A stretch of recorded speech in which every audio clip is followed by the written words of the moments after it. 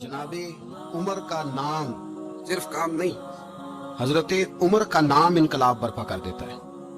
हजरत उमर का नाम कुफर के ऐवानों में, जबर, जुल्म, शिर्क की वादियों में जब हजरत उमर का नाम भी लिया जाए तो बेईमान कांपना शुरू हो जाते हैं। हजरत उमर फारूक रदी अल्लाह ताला अन्हु। हजरत उमर मामूली शख्स नहीं, मामूली आदमी नहीं।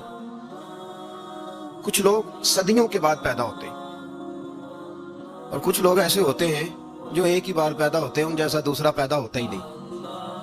दूसरा उन तरह का पैदा होता ही, हजरत उमर रदी अल्लाह ताला अन्हु जैसी शख्सियत पैदा ही नहीं होती दोबारा। सारे सहाबा दर रिसालत माद पे खुद आए। ये वो अजीम शख्स है जिसे अल्लाह के महबूब ने अल्लाह से मांग के लिया, कहा अल्लाह ये मुझे दे दे, अल्लाह से मांग के दिया। इसलिए सूफिया कहते हैं कुछ मुरीद होते हैं, कुछ मुराद होते हैं।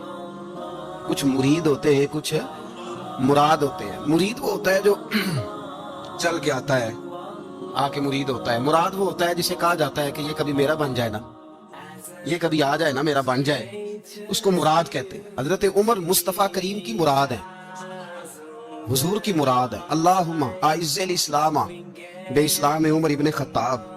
ऐ अल्लाह इस्लाम को इज्जत दे दे, मेरी उमर को कलमा पढ़ने की तौफीक अता फरमा दे। और कैसे दुआ मांगी? तो यार हजरत उमर की तो इस फजीलत का कोई जवाब नहीं दे सकता।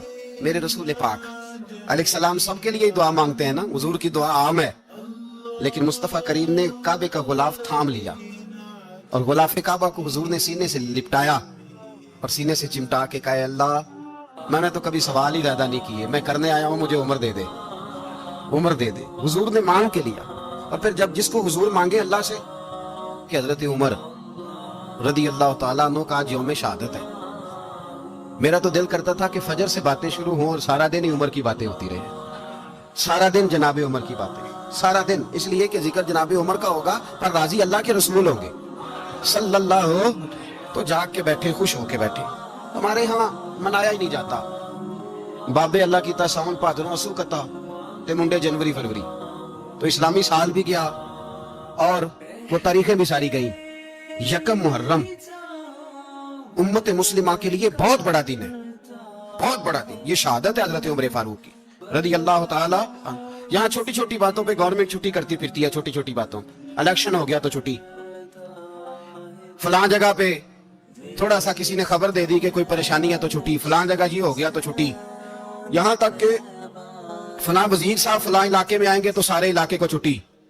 और अब तो इससे बड़ा हाल होने लगा है, अगर जिन लोगों की सिंध में हुकूमत है उनके लीडर का दिन आया तो उस दिन छुट्टी, और जिनकी पंजाब में हुकूमत है उनका दिन आया तो छुट्टी। हमारा मुतालबा है हुकूमत पाकिस्तान से, अगर सर उठा के जीना चाहते हो तो यकम मुहर्रम को छुट्टी किया करो। अगर सर उठा के जीना चाहते हो तो यकम मुहर्रम को छुट्टी करो जनाबे उमर के दिन, और मिल्लत के जवानों को बताओ कि अगर इज्जत की जिंदगी जीना चाहते हो तो उस तरह जियो जिस तरह फारूक आजम जी के गए। इज्जत और वकार की जिंदगी, जमहूरियत हजरत उमर से सीखनी पड़ेगी। हुकूमत करने के तरीके हजरत उमर से, रियाया को सीखना पड़ेगा कि अमीर किस तरह बनाया जाता है और अमीर किस तरह के होते हैं। यहाँ लोग हमें यूरोप की मिसालें देते हैं, लोग यहाँ हमें आकर के अमेरिका की मिसालें, उन्हें क्या पता हुकूमत क्या होती है। वो कहते हैं जी वो साइकिल पे जाता है उनका हुक्मरान। तो मैंने कहा वो साइकिल पे जाता है?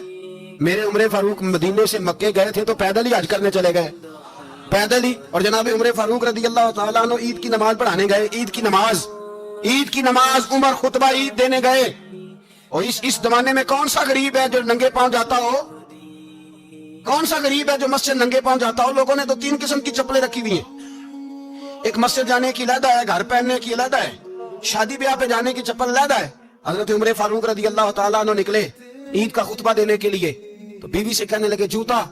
उसने कहा साहब इतनी दफा टूटा है अब घंटा नहीं जा सकता, इतनी दफा टूटा है कि अब दोबारा पेमंद नहीं लग सकते। तो हजरत उमर कहने लगे चल कोई अर्ज नहीं, बगैर जूते के नंगे पैर ही चलते हैं, कोई अर्ज नहीं। तो कहने लगे लोग क्या कहेंगे? फरमाया चुप कर।